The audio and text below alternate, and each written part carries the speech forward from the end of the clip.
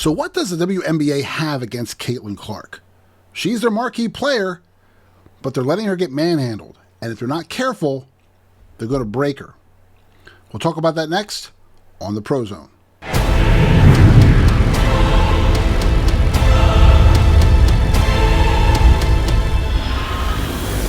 Welcome to the ProZone. I'm Matt Roberts. So the WNBA has Caitlin Clark.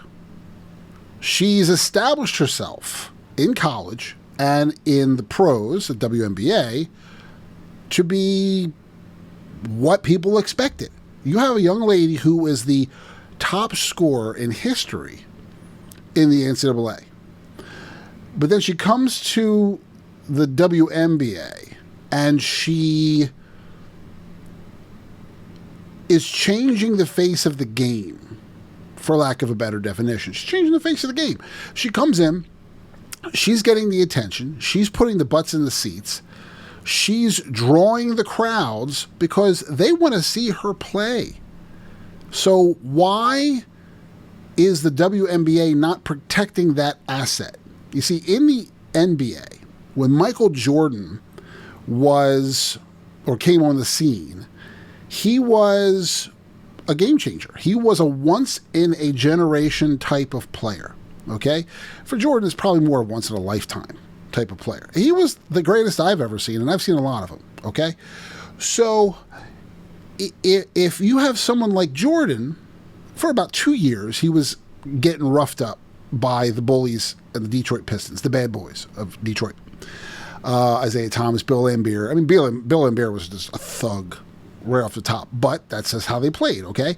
And back then, the NBA was very different.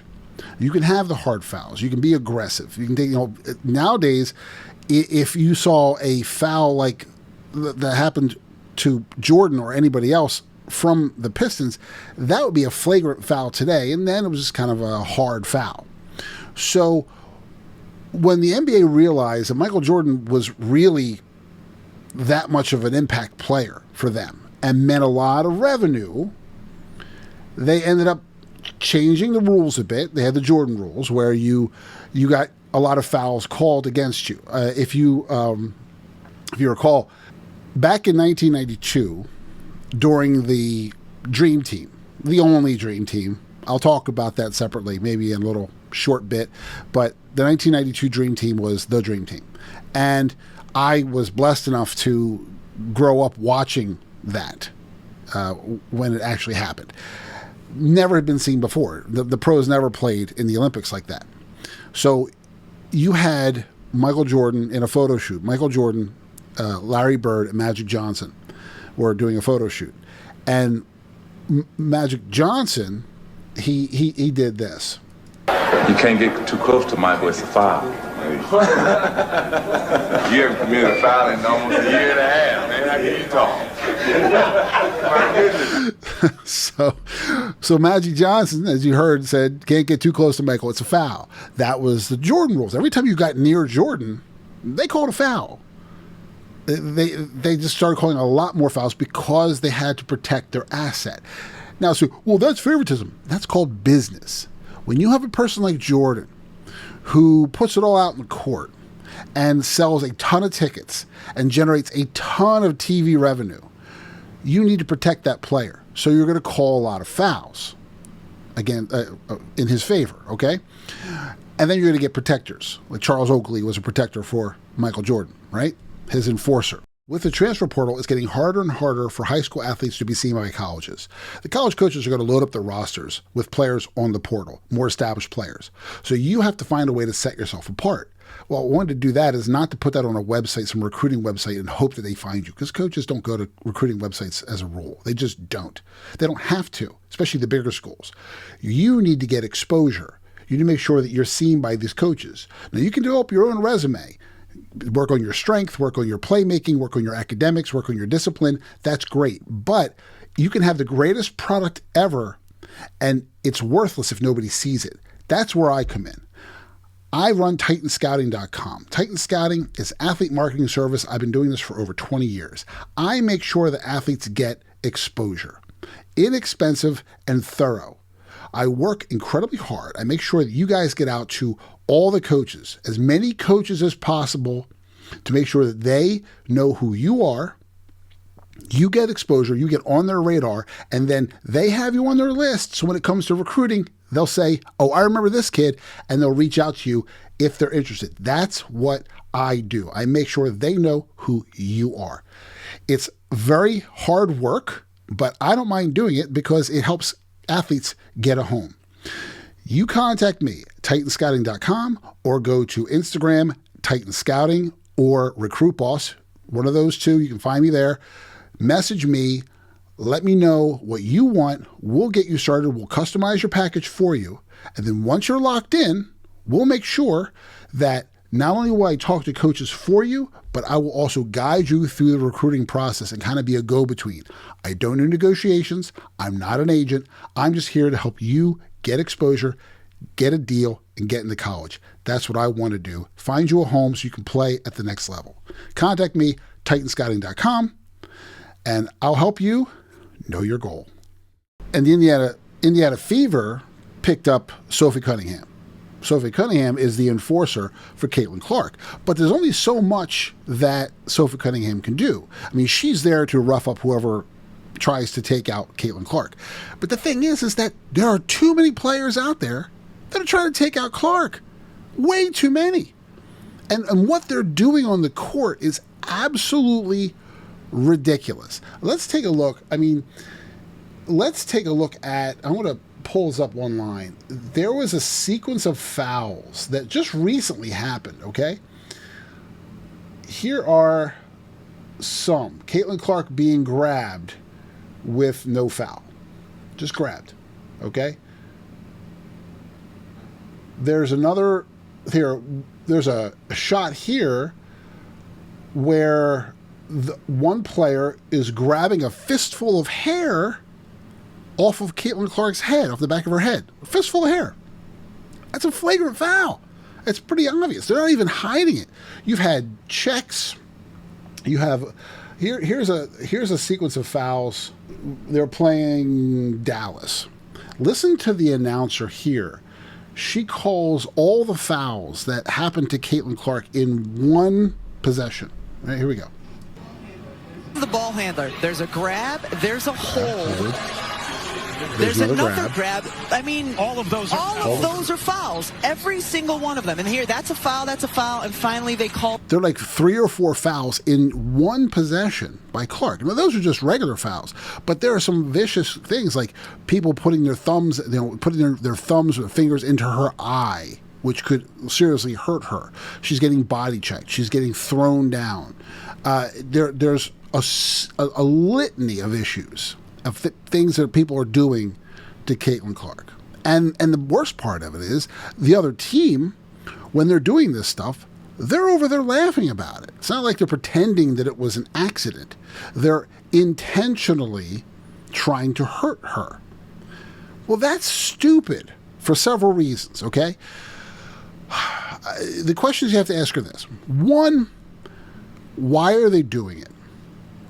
And 2, why isn't the WNBA doing something about it? Okay?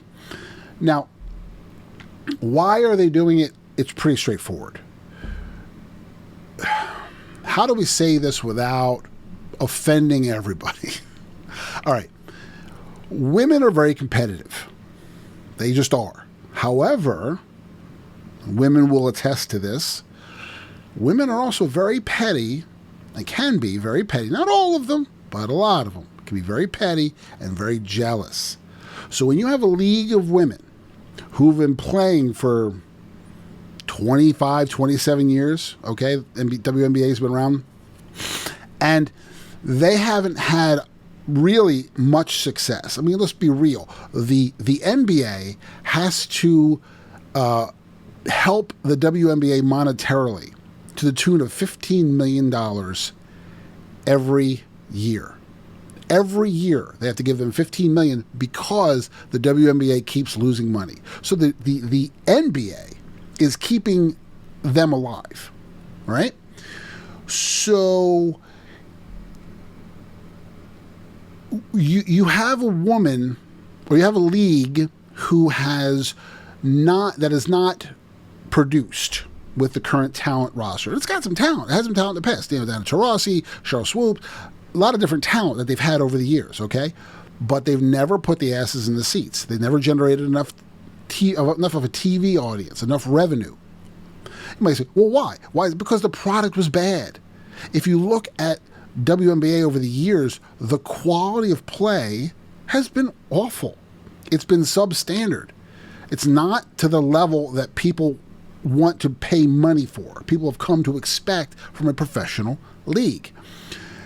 And from that, you have a bunch of women who may have been riding that wave of being paid for by the NBA. They just got to get along. Just get along. Everything's fine. I don't mind a half-empty arena. I don't mind when things are quiet and have low attendance. I don't mind that we don't get a whole lot of TV time, because I'm still getting paid, and I don't have to really raise my game at all to meet that level. That's where they are, right? And when Caitlin Clark comes in, she's raising the level. I mean, it was down here. All of a sudden, it's here, right? She's taking it to this level, and they have to raise their game to play alongside of her, try to beat her. There are some very talented players in the WNBA. There are also a lot of substandard players in the WNBA. I recorded a little hot zone, a little short bit, not long ago about them expanding. They announced like 3 different teams. They want to possibly Philadelphia. They want to put them in Philadelphia, Cleveland, and Detroit. Why? You don't want to expand the WNBA unless your bench is full with talent. When you're overflowing with talent, then you expand, because from that massive amount of talent, you can draw players, okay, that will strengthen your expansion teams, right? But they don't have that.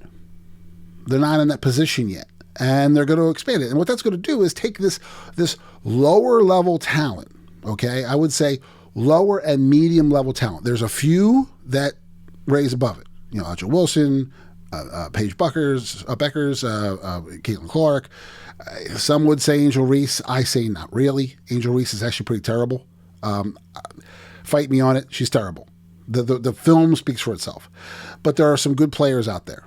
And I don't know how, by the way, Angel Reese makes the cover of NBA 2K26. I mean, I have no idea how she does. That's just ridiculous. But she's a face. She's a face. She got a McDonald's meal. She had a McDonald's meal before. I don't know how or why, but for some reason, whatever. So you have some really good talent, but then you have a lot of mediocre talent, and then you have a lot of substandard talent. Unless you have more high-level talent than low-level talent, you don't want to dilute the product. You want to build this league. It's on its way up, okay? But they're doing WNBA. I just don't know if is it intentional? Are they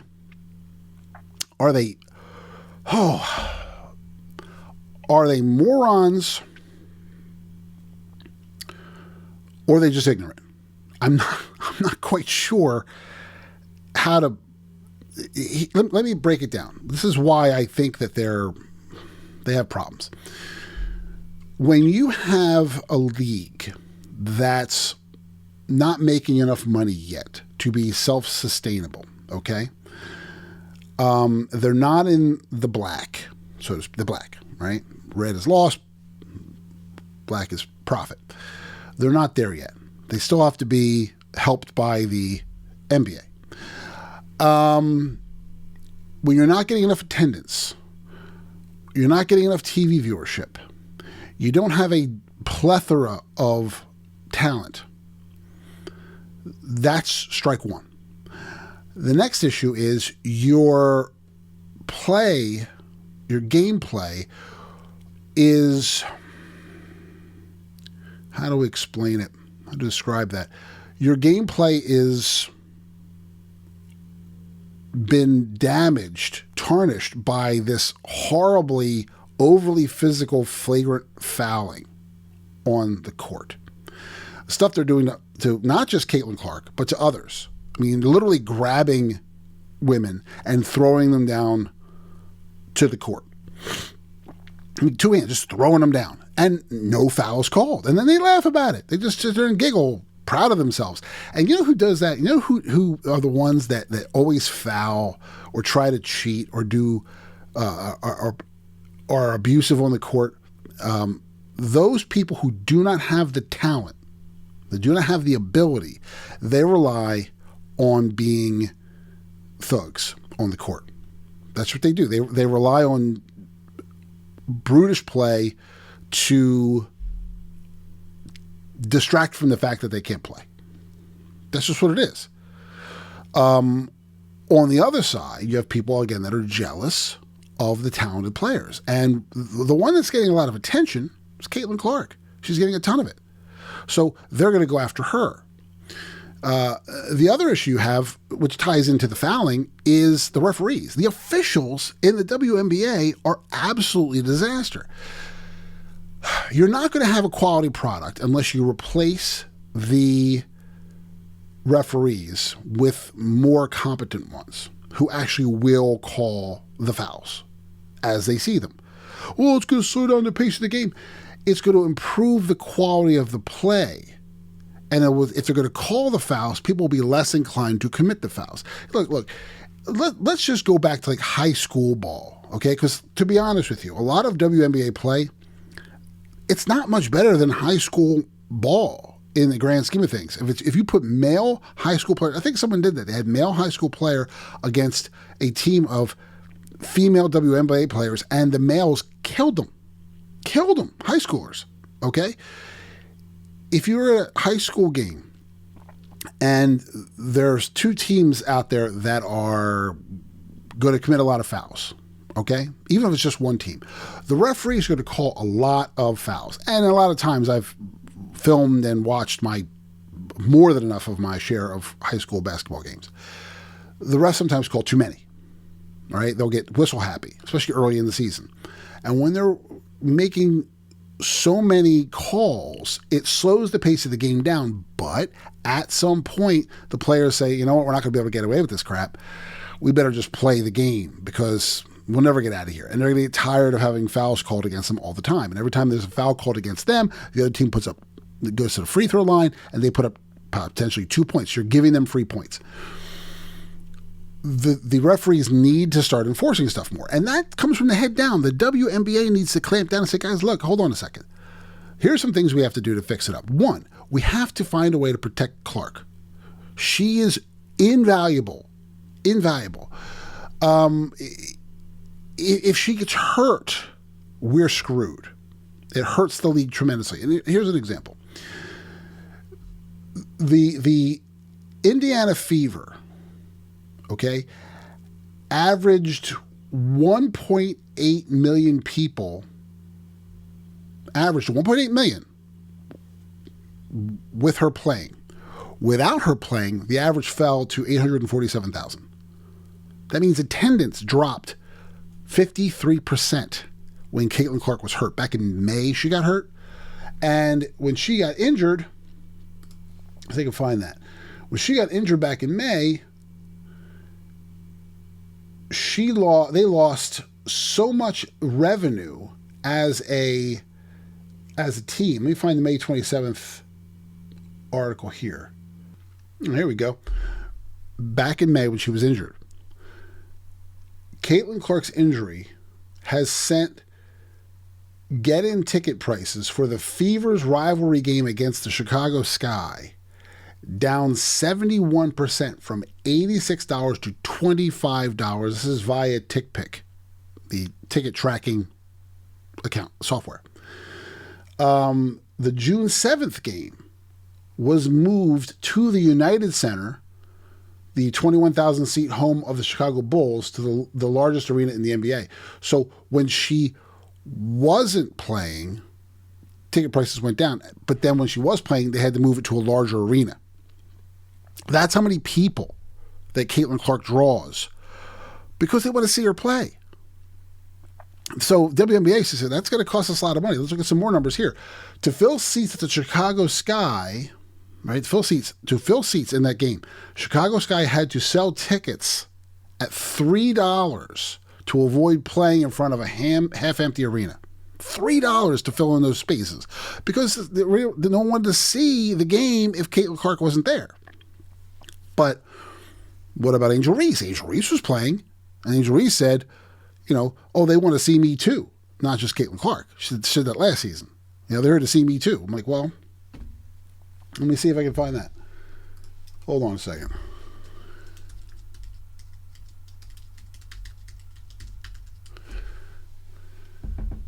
Yeah, here we go. Watch this. This is. Let's see if I can get this before. This company says this on ESPN. Damn commercials. Hold on a second. It's going viral for. Here it is. Let's see this.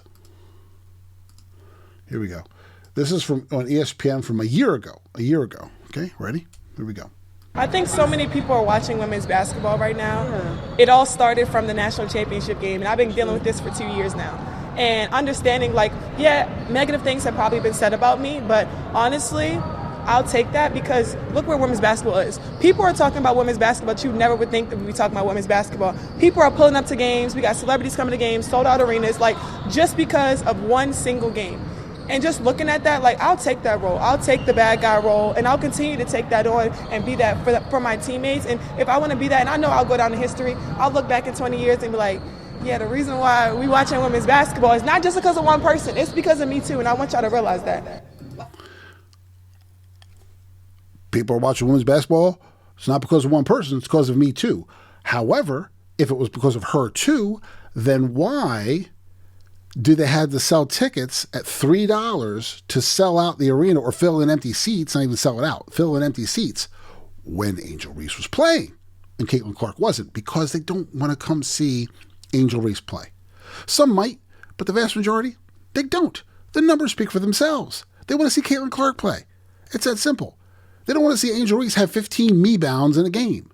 Me-bounds. She even trademarked or copyrighted the name me-bounds. She's proud of the fact that she can't put a basket in and she has to get her own rebound. And because she's 6'3" or whatever it is, she can get rebound after rebound after rebound, but she still can't put them back in. So if I'm going to put up 6 shots and it's my own shot, it shouldn't even count as a rebound. It should be just, I missed the shot. Unless it changes possession and someone else puts a ball up and I get that, it should just be a 1 rebound, that's it. But she's getting tons of numbers of rebounds simply because she's getting her own ball. That's ridiculous. But the draw is Caitlin Clark. It's just that simple. I don't even care in the grand scheme about women's basketball. I just didn't. I never watched it before. I knew enough about it, but I didn't really care. But why are we talking about the WNBA? Because of Caitlin Clark. That's why we're talking about it. That's why it's getting the attention.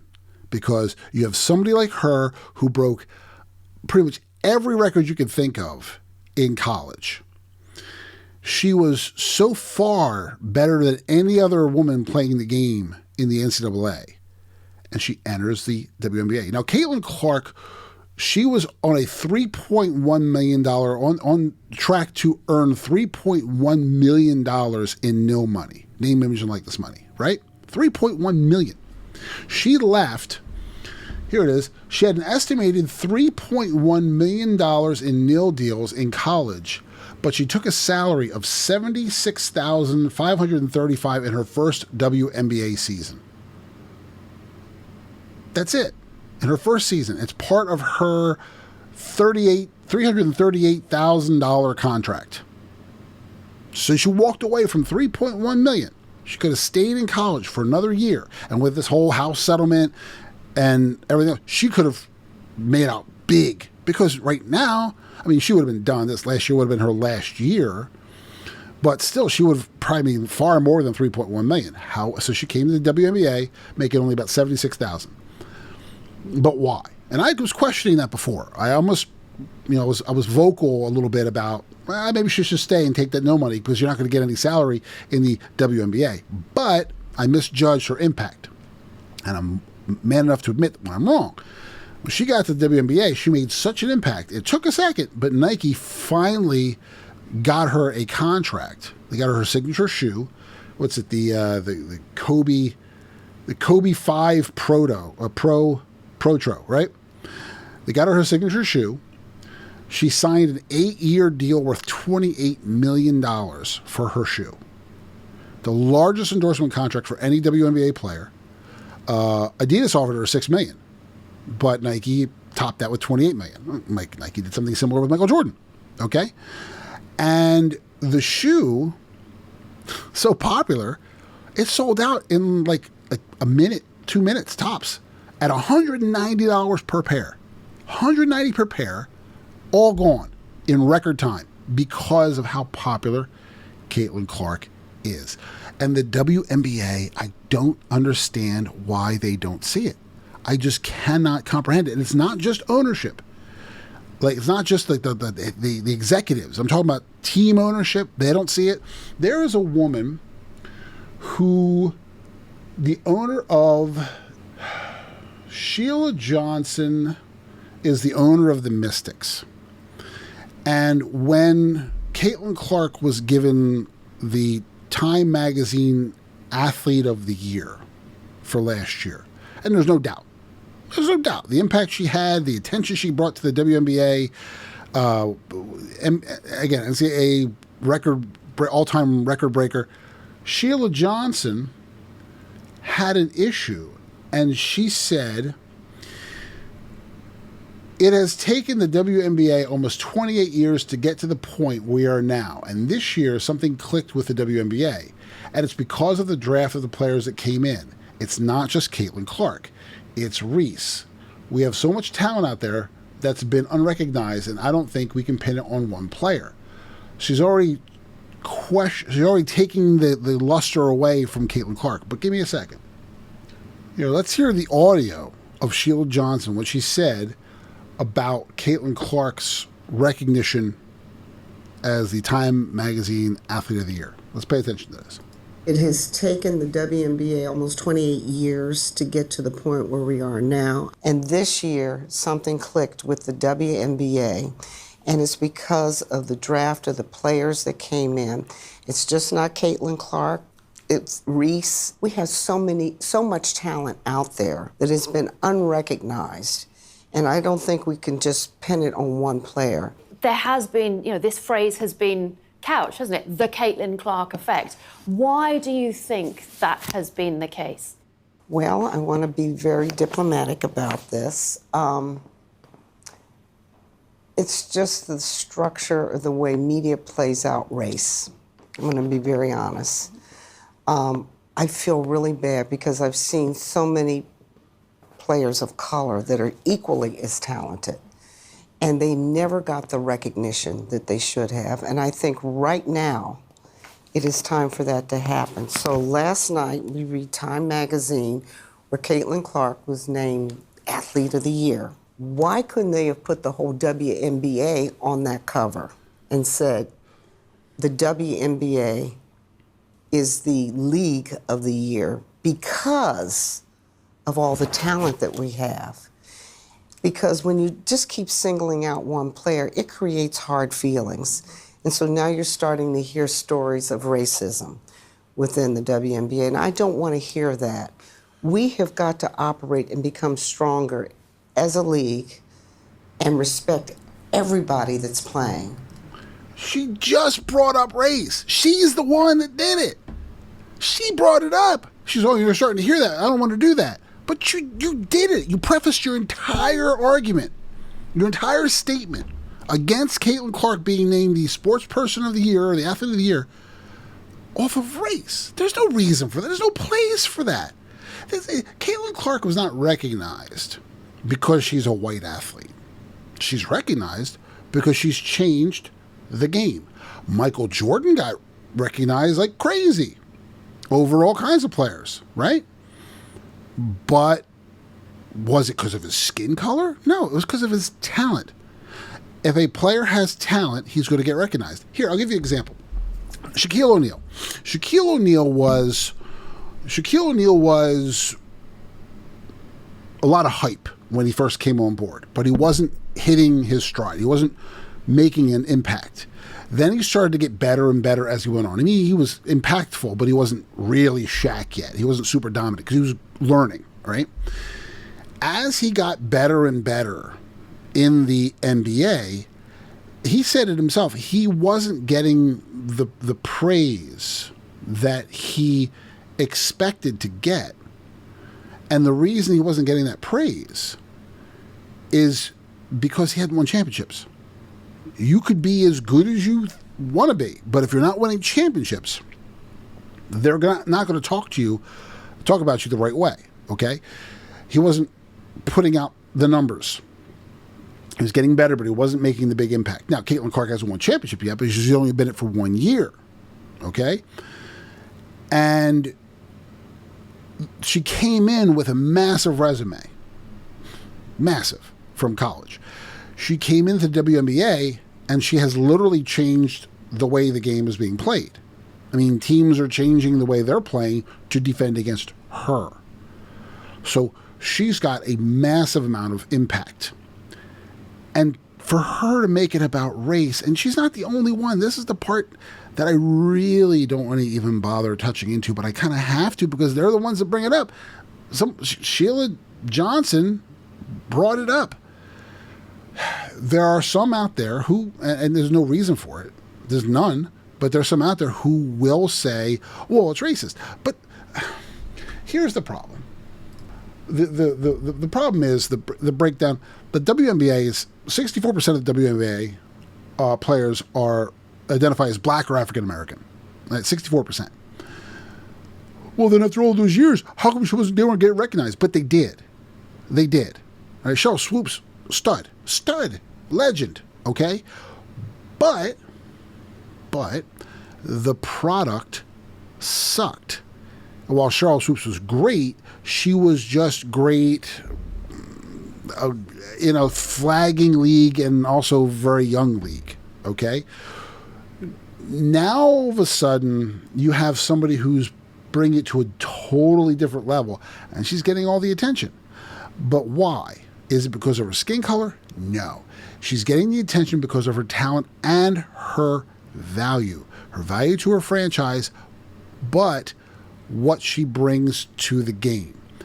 Young players are flocking, young women flocking to the game, aspiring to be Caitlin Clark, aspiring to follow in her footsteps. She's an ambassador. If you're the WNBA and you have someone like Caitlin Clark getting the Athlete of the Year, that looks great for the WNBA. You don't parse that and say, well, the entire league should have been named Athlete of the Year. That's petty childishness. There's no friggin' reason for that. There's no place for that crap. So she should be embarrassed at making that petty, childish comment. Back to my original point that women can be petty, women can be jealous. And the fact that she brought up race, then you got to say, well, now is she being racist? Don't bring up race and call it racist. If you're looking for racism everywhere, then you're the racist. If you're going to find racism in anything, all right, if you're going to say, I didn't succeed because of racism, and you're going to point that finger, you're the racist. You're the problem.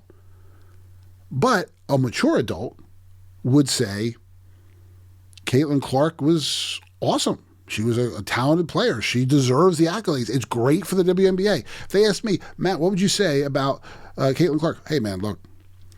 She is a talented player, a generational player, once in a generation player. You're not going to have anybody like her coming along in a long time. I hope there's more, but the fact of the matter is while she's here, she chose to play for the WNBA. She is bringing much more attention to the league in a positive way. We're getting attendance. We're getting viewership. We're selling a lot of tickets.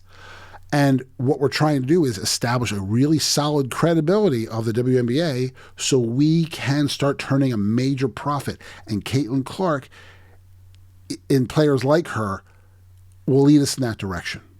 But when you allow the other players to foul her the way they're fouling her, it damages your product. You're bringing attention, but in a negative way. And you don't want to do that. Okay? They say, well, all press is good press. Yeah, but not if it's crap basketball. Yeah, they're talking about it. It could be brilliant. They could be brilliant. The WNBA could be brilliant. They could be saying, you know what? If we let them beat the hell out of Caitlin Clark, then maybe we'll get a lot of attention because of it. And if they're talking about us, then at least they're talking about us. And then that's attention and puts eyes on it. And say, how bad will they foul Caitlin Clark next time?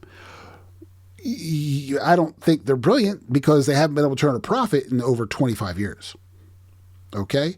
But if you allow these players to do what they're doing, you risk hurting Caitlin Clark and turning off fans who don't want to watch that. They don't want to watch substandard basketball. They want to watch high caliber basketball. That's what they want. And there's an opportunity for that. There's a lot of talent. We're talking about more talent now in the WNBA. Not because of Angel Reese, but because of Caitlin Clark. That's why we're talking about it. She's the one that's drawing attention. And then other teams, what they're going to say is, here's Caitlin Clark. We have to get better than her. Her team's getting better. They have her. They're getting in more people. We have to get better, so we have to bring in better talent. That's what she does. It's not Angel Reese. She's not even a concern. I mean, look at the last game. The mess that she put up in the last game. It's embarrassing. It's a shame. Could she be good? Yeah, she could. But I don't think she focuses enough on basketball. I think she focuses too much on celebrity and not enough on making herself better. If she would just work on specifically making herself better, take herself out of the limelight. It's like when Shaquille O'Neal stopped with the rap and all that movie crap that he was trying to do. Once he stopped doing that, when Phil Jackson had him in the Lakers, he said, look, you're going to stop all that crap. No more movies, no more rapping. Knock it off. You're dedicated to basketball. All of a sudden, champion. And they won like 3 in a row, or three championships. There you go. Well, you got to stay focused. So Angel Reese could probably be really a good player if she grow up a little bit and focus. It's not as much about celebrity. It's more about your caliber of play. You have a very short window as a professional athlete, as any athlete, but a professional athlete, you have a very short window in which to play and succeed. And if you leave that, if you don't take advantage of that window in the short time you have it, before you know it, it's gone. And when you're young and you think, I'm indestructible, because when you're young, I'm good, I'm healthy, I'm fine. Right, but time creeps up on you very, very quickly. Time is undefeated. When I was in the Army, I had a guy who was our executive officer, a lieutenant like myself, okay? And I was about a couple years older than him. He got in the military right away. I went a different route. And he was about to turn 25. And I'd been 25 for a couple years. And he said, hey, my birthday's coming up in a couple weeks. I said, all right, cool. How old are you going to be? He said, 25. I said, 25.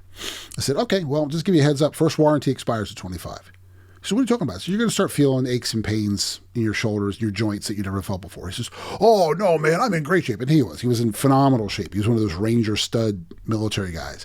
I'm in great shape. I said, I know you're in great shape. You're in fantastic shape, but you're going to feel it. Just come talk to me later. So a couple weeks go by, and he comes up to me out of the blue, and he goes, dude, what did you do to me? I said, what are you talking about? He says, everything hurts. I said, first warranty, bro.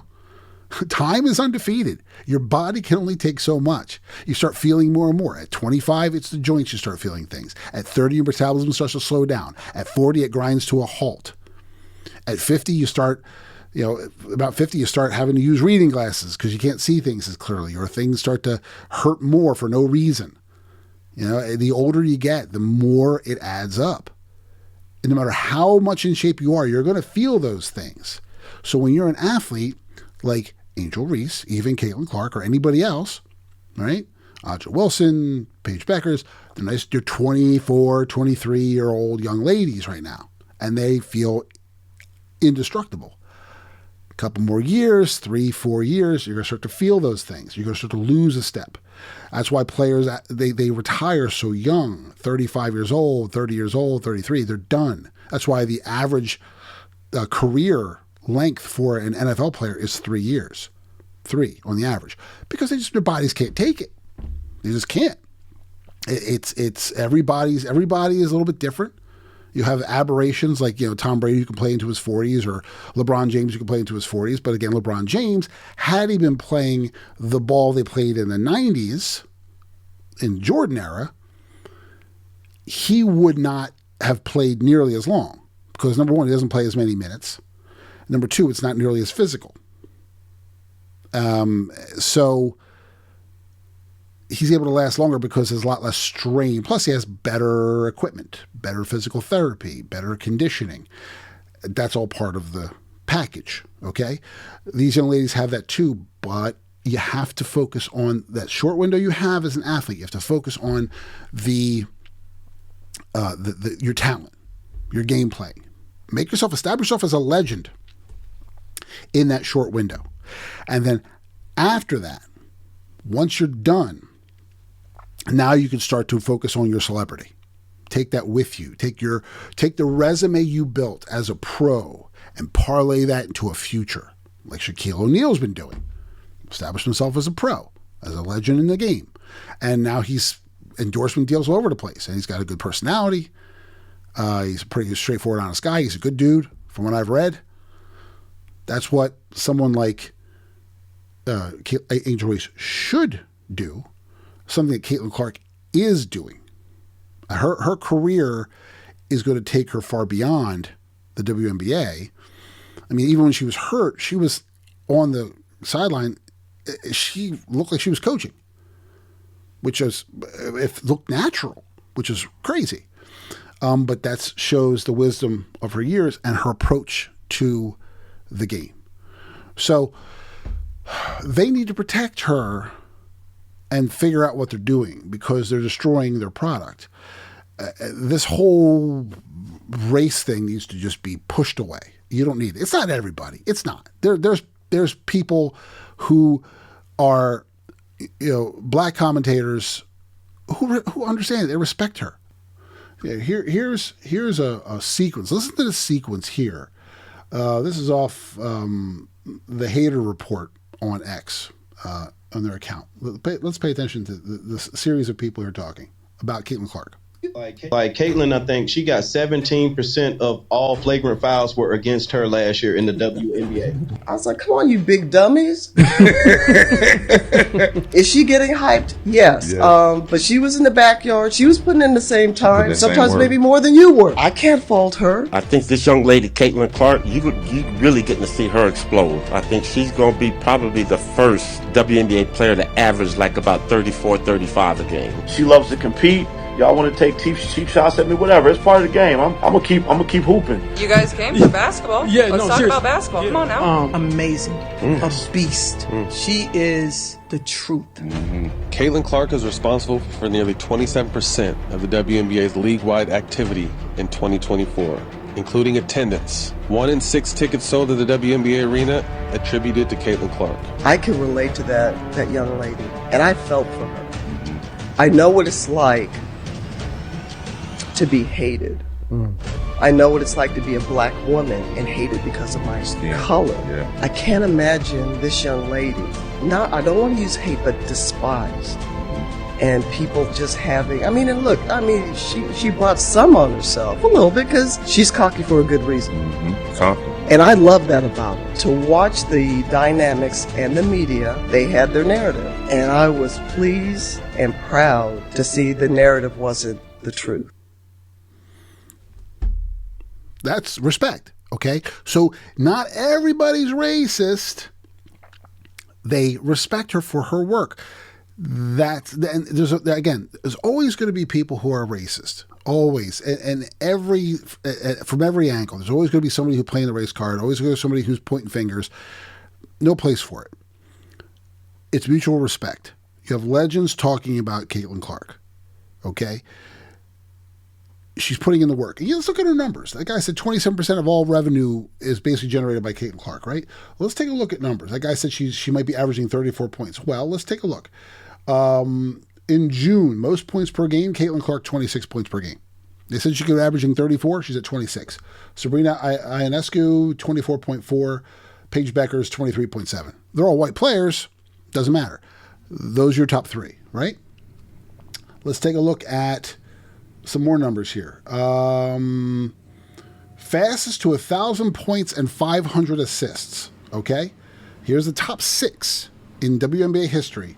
1,000 points, 500 assists. Number 6, Cynthia Cooper, 105 games. Okay? This is games. Took them 105 games to get to 1,000 points and 500 assists. Jennifer Azzi, 104 games to get to that level. Danielle Robinson, 102. Dawn Staley, 101. Sabrina Ionescu, 84. Sue Bird, 82. Caitlin Clark is at 969. This is as of July 13th. 969 points, 445 assists. She is 31 points and 55 assists away from 1,000 points and 500 assists in 52 games so far. 52 games. And if she's averaging 27 points a game and she's at 969 now, 2 more games, 54 games, she could be at 1,000 points, depending on, a couple softer games in the middle. 445 points also. It could be 55, 60 games. She's going to shatter those records. The numbers don't lie. She's awesome. There's no question about it. Other stats. Let me find some more here. 1 second. Here we go. In this season, okay, this is in 2024. This is what her numbers were in the season. She was a league leader in assists per game, league leader in three-pointers, first in points per game by a rookie, first in field goals made by a rookie, first in assists per game by a rookie, first in steals per game by a rookie, third in rebounds per game by a rookie, fourth in blocks per game by a rookie, first rookie with a triple-double, broke the single-season assist record, broke the single-game assist record, most points by a rookie ever, most assists by a rookie ever, most three-pointers by a rookie ever, most assists per game. Assists per game. Most All-Star Game fan votes ever. That was in her first year, okay? Her first year. Now, let's take it to this year when you're talking All-Star Game votes. She got voted onto the All-Star team this year.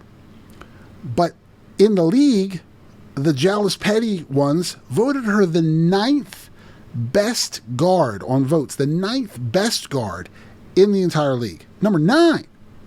With those numbers coming in, and they voted her number 9. There's a problem. There's an animosity and a lack of, again, some women, and a lot of them are, not all of them, but a lot of them are, very petty, very jealous.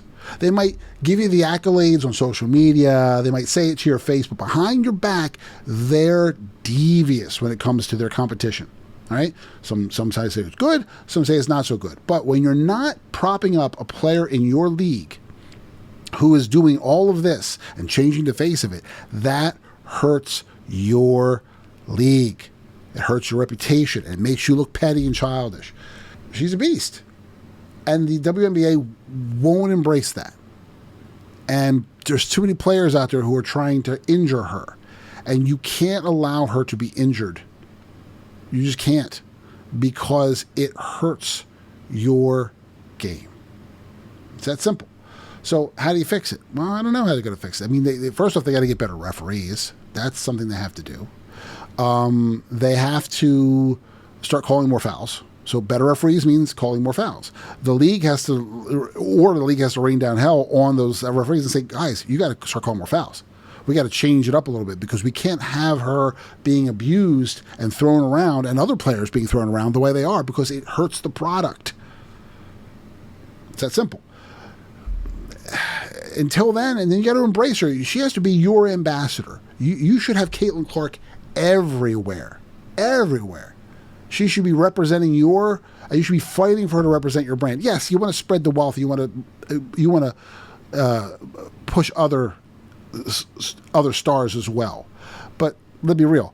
In the 90s, Michael Jordan was everywhere. Why? Because he was Money in the Bank. Yes, Allen Iverson, talented. He got a lot of attention.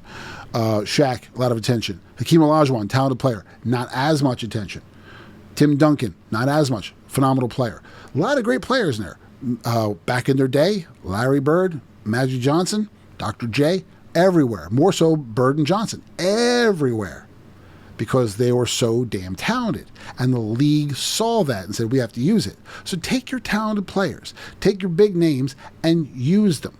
The ones who really represent your league properly and put up the numbers. And there's no doubt how good they are. You know, again, no disrespect, but not much gained. Angel Reese, not very impressive. Just not. I mean, looking at her, here's her stats in this one. This is in a recent game. She had, this is back on May 22nd. She had 2 points and 12 rebounds and 3 steals in 26 minutes. 2 points. That's it. 12 rebounds. And how many of those were me-bounds? So you don't get a person like that who hasn't earned that level of recognition and put her as the face of your organization. You focus on the ones that can do it, that can back up their resume, okay? Or back up their reputation with a resume. Simple. So the WNBA needs to focus on that. Use the talent, make them the faces of the league. Embrace Caitlin Clark as much as you possibly can, because she's putting asses in the seats. So you need to have money for that. Fix the referee situation, and then put a clamp down on all these people. Say, look, guys, look, stop with the race stuff, stop with the pettiness, knock it off. There's no reason to divide. No reason to do that. Just get past it. Let's all get behind each other and support all the players and support the league and support Clark. That's what they need to do. If they don't do that, what's to stop Caitlin Clark from leaving? I mean, seriously, what's to stop a multi-billionaire or a bunch of them who come in and say, we're going to create our own league? Like the NBA had the ABA. ABA played above the rim. The NBA did not. So it was a different league for players that weren't getting the time in the NBA. They created the American Basketball Association. What's to stop them from creating the WABA? All right? The Women's American Basketball Association. And saying, hey, Caitlin, you're coming with us. We're going to pay you tons of money. You're going to be the face of the league. And then start recruiting away other players and then going after talented college players to build that league. And then you'll have another league that plays a different type of ball. What's to stop these people from doing that? And if they do that, because the WNBA is not taking care of Caitlin Clark will be like, look, if you're kicking my ass in every game and I'm going to get hurt, I only have a limited shelf life. I don't want to get beat up every single game. So I'm going to go to another league where they're going to actually protect me more and I can actually play the game the right way. That's the thing that WNBA has to face. They could lose this asset. I don't think they will, but they could. They could. Then they're walking on eggshells with that if they're not careful. So that's, what do you think? Do you think the WNBA is mishandling the Caitlin Clark situation? I think they are, but I want to hear back from you. Let me know in the comments. I'm interested to hear what you have to say. Until next time, this is Matt Roberts. Thanks for watching the ProZone. Know your goal. Hey guys, thank you for watching the ProZone. Make sure you check back for more episodes. And if you haven't done so already, like, share, subscribe, and ring the notification bell so you don't miss what we have coming up next.